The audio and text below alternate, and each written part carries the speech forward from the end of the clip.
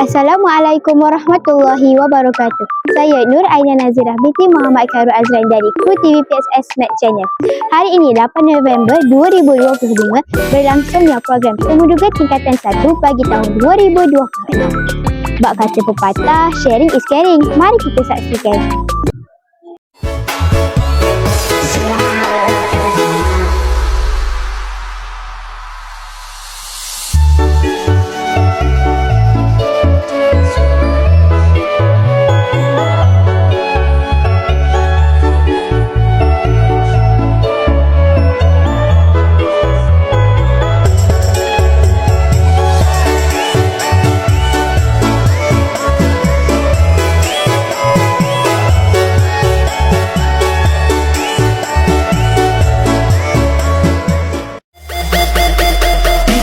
Lagunya yang enak dong.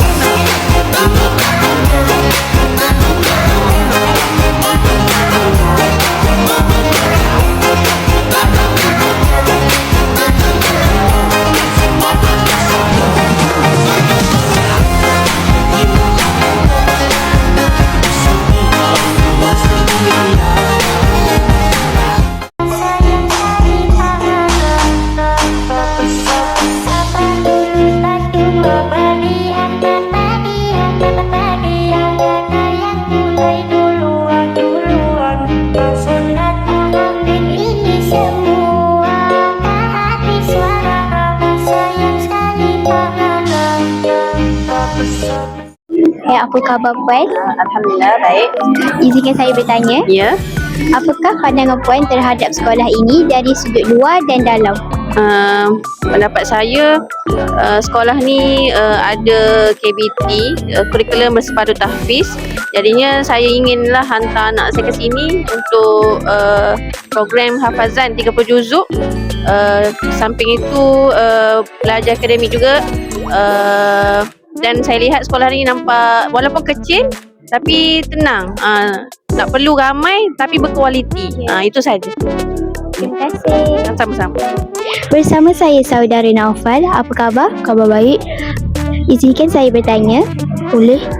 Apakah yang membuatkan Naufal berminat untuk memasuki ke sekolah ini? Kerana saya ingin menyambung pelajaran tahfiz di sekolah rendah saya dulu. Selain itu, saya ingin menghafal 30 juzuk untuk membanggakan ibu bapa saya. Terima kasih.